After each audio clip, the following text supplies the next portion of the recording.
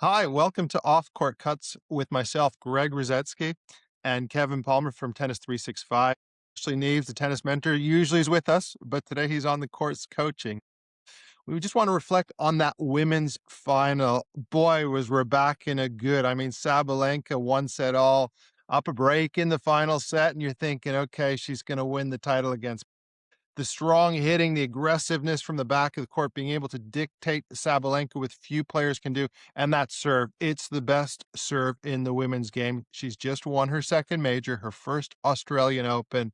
What a result for Rybakina. And let's not forget, who picked her to win the title a month ago, Kevin? I think that might be you, Mr. Rusedski. Yeah, my pick on Yannick Sinner to win all four Grand Slams is not looking quite as good as it was about 2 weeks ago. But no, you picked this. And the one thing I would say about Rybakina, she is a player she's the only player, I think, even ahead of Iga at this stage, who can actually take the racket out of Sabalenka's hand. She can almost hit her off the court. And I think that's the bit that she doesn't like. Normally, Sabalenka can overpower players.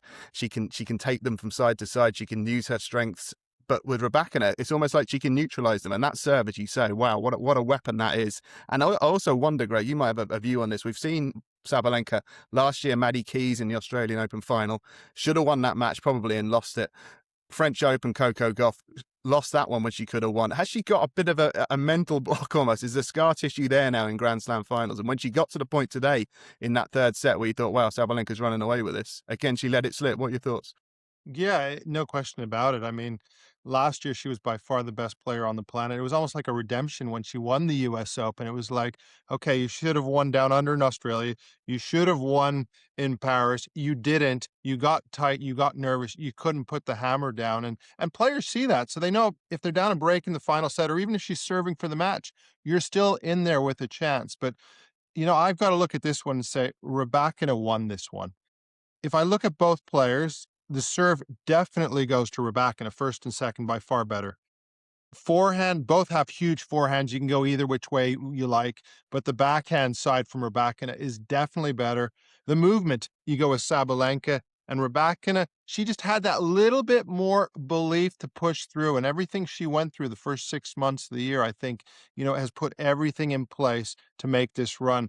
I don't think she'll be able to win the French Open coming up just because her movement isn't quite good enough, but I think she's in line to win a second Wimbledon title, which I alluded to earlier on at the end of 2025, once she got that core team back together. And, she's on major number two.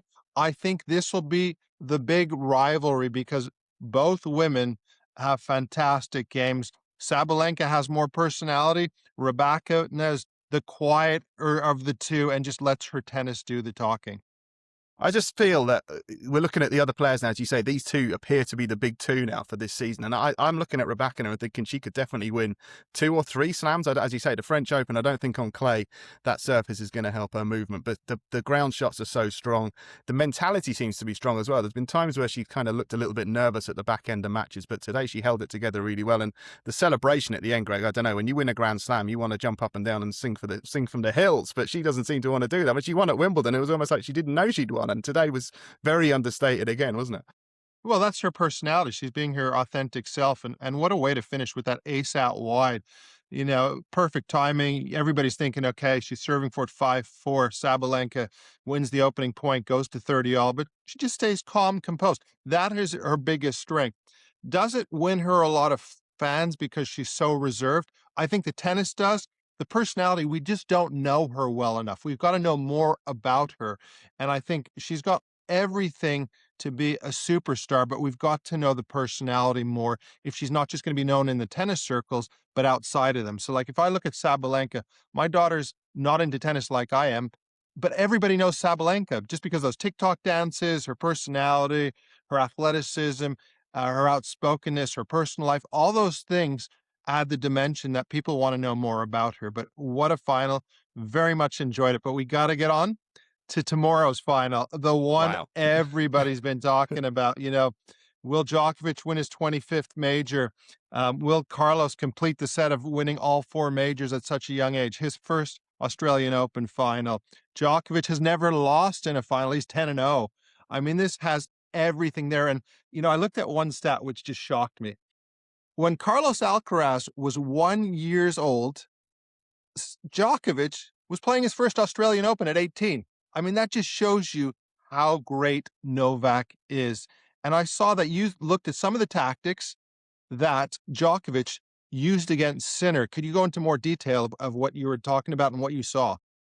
This goes back to last year, Greg, where Novak played against Andy, or played with Andy Murray in his camp, and he took on Carlos Alcaraz in that quarterfinal. And again, nobody gave him a chance. But he went with a tactic of almost hitting deep, hitting straight down the middle, not giving them width. And then when the opportunity arises to rip that forehand, and as we spoke about on the last episode of Off Court Cuts, there's an increase in the pace of his forehand this year. So do you think one way of maybe unsettling these two incredible champions, Yannick and Carlos, is by not giving them that width, that wingspan? We've seen Sinner with this. We often speak about his skiing background, the way he kind of glides from side to side. He has that kind of beautiful motion that just makes it feel like he can cover the court so easily. But if he's hits down the middle, going back and forward, maybe is that not a weak spot, but that's something that you can maybe exploit a little bit.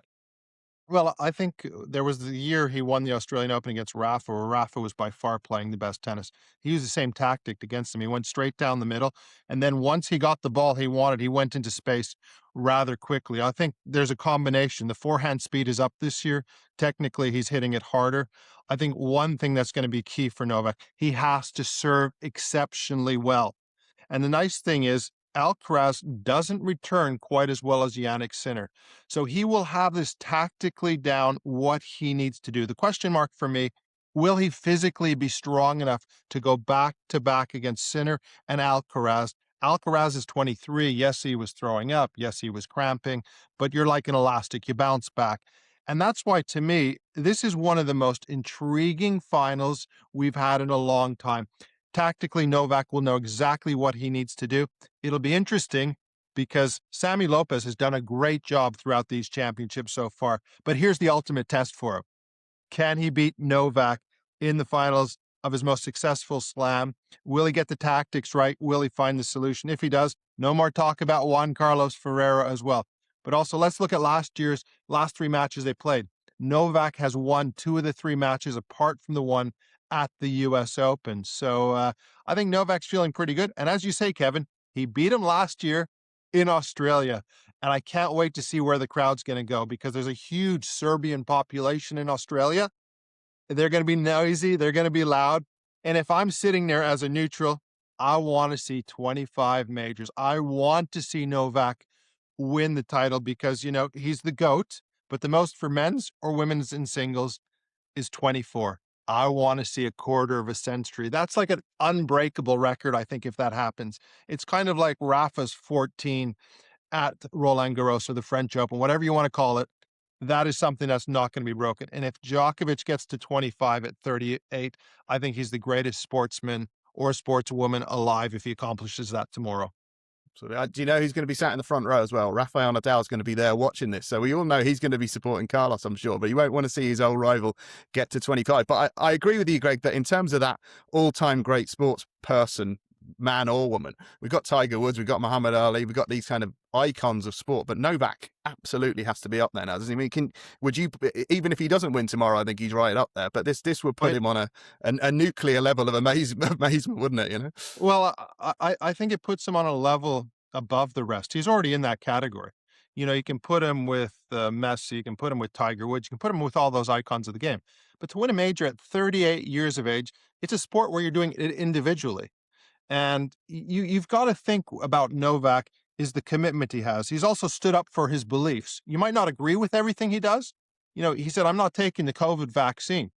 I'm going to go within the rules. I'm going to do what I want to do. We know many athletes that have probably said, I got the jab when they didn't and got papers to do it, possibly. So, I have a lot of respect. He's very strong-willed. He's strong-minded. He stands for what he believes. He's authentic and he's driven. So for me, if he wins number 25, I just rate him the greatest of all sports of what he's accomplished. And he's still be going and we'll think, oh, he's won the Australian. Why can't he win Wimbledon? So can't wait for it to kick off tomorrow. I'm going to have my popcorn. I'm going to have everything ready to watch this one live. Can't wait for it to happen. Biggest tennis match this year so far. And also, let's not forget, Jennifer Capriati was there for the women's finals, and she's going to be there for the men. So it's Rafa and Jen Capriati. Happy to have Jennifer Capriati back in the game and around tennis. We've missed that great of our game as well. Greg, just to finish there, you said biggest match this year, but I think it's the biggest match. I was at the '08 final, the Federer Nadal, the amazing match at Wimbledon.